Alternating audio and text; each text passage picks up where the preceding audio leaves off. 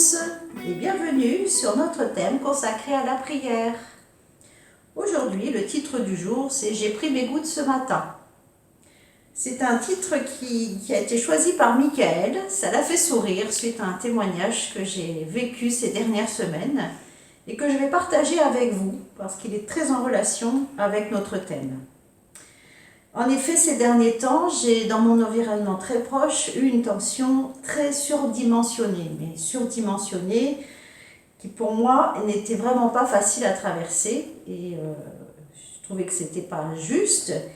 Et honnêtement, il me fallait beaucoup de self-control pour ne pas exploser. Et du coup, ça me mettait vraiment mal et je me contenais toute la journée et le soir, je rentrais et je ruminais et ça allait vraiment pas. Et je dormais évidemment pas très bien. Et puis un matin, je me suis levée vraiment très tôt, puisque quand on sait comme ça, on est sous pression. Et je me suis dit, allez, je crois qu'il faut que je passe vraiment du temps avec le Seigneur. Donc j'ai pris ma petite tablette et j'ai cherché un peu des choses à écouter, pour prier, pour lire et puis pour chanter.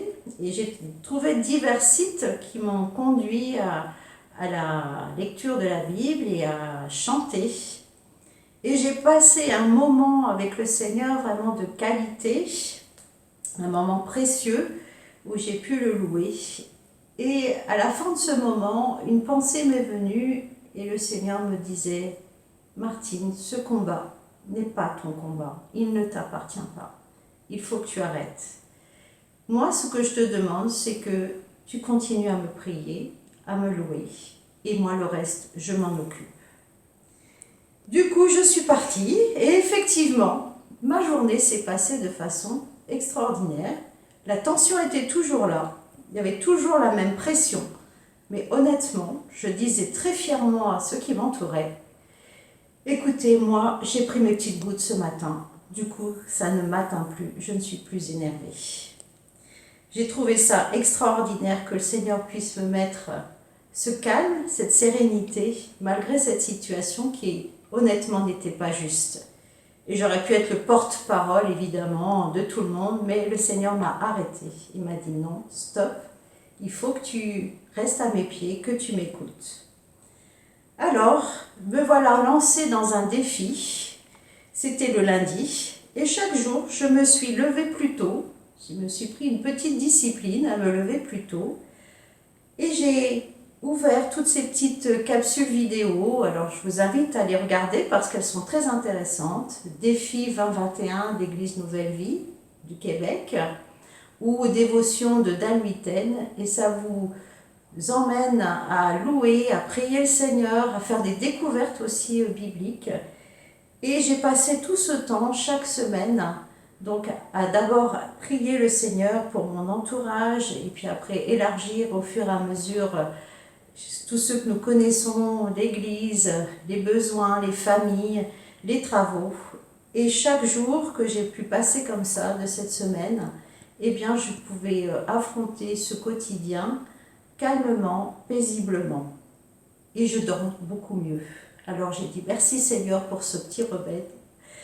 Et tout en méditant et réfléchissant sur ce moment que j'ai traversé, le Seigneur m'a mis à cœur une histoire biblique en fait, parce qu'il m'a montré aussi que c'était essentiel ce temps. C'était un moment important et qu'il ne fallait pas le négliger. Et il m'a conduit dans cette histoire que tout le monde connaît, et c'est dans Luc 10, versets 37 à 41. Je ne vais pas le lire, mais vous en connaissez déjà la trame pour ceux qui ne connaissent leur Bible. C'est l'histoire de notre chère Marthe et Marie. Alors évidemment, Marthe, tout le monde la connaît, cette Marthe qui est très active, très agitée. Mais je l'aime cette Marthe parce que je la comprends. Je sais qui elle est. Je pense qu'ils ne m'ont pas appelée Martine pour rien d'ailleurs, parce qu'en moi il y a quelque chose que je reconnais chez elle, c'est que j'aime avoir une maison bien conduite, une maison bien dirigée, j'aime bien que les choses soient bien faites, au détriment de tous ceux qui m'entourent bien sûr. Il y en a un qui rigole, mais c'est vrai que je la comprends parfaitement.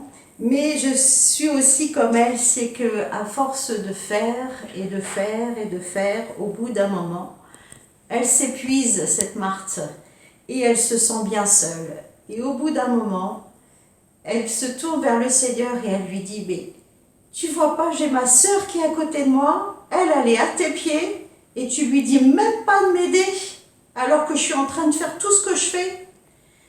Et là, j'aime trop ce que le Seigneur fait, parce qu'il dit à Marthe, mais Marthe, Marthe, comme tu m'as dit moi au début, stop, arrête, c'est pas ce que je veux de toi, ce que tu fais, c'est tu t'agites, mais ça ne compte pas ce que tu fais. Ce qui compte, c'est ce que ta sœur fait. Marie, elle a choisi. Elle a choisi d'être à mes pieds, elle a choisi de m'écouter, et ce qu'elle fait est essentiel. Exactement la phrase que lui dit le Seigneur, c'est tu t'agites pour beaucoup de choses, mais une seule est nécessaire. Et là, Marie a fait le choix, elle a fait le bon choix, ce qui va compter et ce qui ne lui sera pas ôté. Et là, le Seigneur donne un conseil à Marthe, arrête de t'agiter, fais ce que ta sœur fait. Elle a fait vraiment la chose qui était essentielle. Elle prend ce temps, elle découvre qui est le Seigneur. C'est Marthe qui a invité le Seigneur dans sa maison. Marthe est allée le chercher, le Seigneur. Il n'est pas rentré chez elle comme ça, elle est allée le chercher, traverser le village. Vous verrez au début de ce verset, de ce passage. C'est Marthe qui a invité le Seigneur. Et le Seigneur a accepté son invitation. Et Marie, je suis sûre que le Seigneur, sa réputation, il n'avait pas besoin d'Internet à ce moment-là. Tout le monde savait qu'il y avait un prophète qui guérissait, les malades, il y avait quelqu'un qui apportait des paroles sages et voulait l'entendre, cet homme mais qui est-il, le connaître, le découvrir. Et cette Marie, elle voulait rien perdre de cela. Le Seigneur était dans sa maison et elle était au pied. Et Marthe, il fallait qu'elle découvre que ce que le Seigneur voulait d'elle, c'est qu'elle soit comme sa sœur, qu'elle prenne le temps de découvrir qui était le Seigneur. Alors je me suis dit, voilà le secret à nos agitations, voilà le secret à toutes des fois nous nous démenons face à nos situations, mais non, le Seigneur nous dit, stop, fais-moi confiance, lâche les choses, mets-toi à mes pieds. Et le Seigneur nous invite face à nos impossibilités, à nous mettre à genoux, à nous mettre à ses pieds, à l'écouter et de le laisser transformer nos situations. Nous avons le remède, à nous de bien l'utiliser. Donc je vous laisse ce passage à lire et méditer et de mettre vos situations devant le Seigneur et de faire le choix de prendre ce temps avec lui. Parce que c'est un temps nécessaire et je dirais même, comme dit la version grecque, c'est un temps essentiel. C'est un mot qu'on utilise en ce moment. Essentiel, non essentiel, mais là, ça, c'est un temps essentiel. De passer du temps avec le Seigneur. Peut-être rien que pour l'adorer, rien que pour lui dire que vous l'aimez. Peut-être après, vous étendez vos requêtes, vos supplications, tout ce que vous avez à lui confier.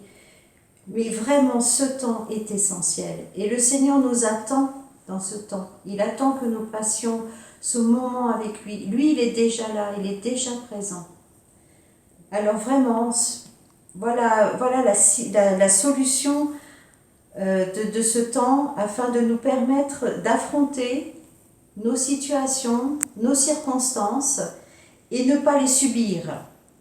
Alors, je vous encourage à prendre vos petites gouttes du matin, chaque matin, et que Dieu vous bénisse et vous êtes pleinement dans ce renouveau de communion avec lui. Si vous voulez, on va prier ensemble et que Dieu vous parle à travers ce moment et que vous puissiez vraiment vous mettre au pied du Seigneur et dites-vous qu'il entend, il connaît votre situation et tout ce qu'il attend, c'est que vous soyez à ses pieds et que vous fassiez aussi du lâcher-prise. Amen.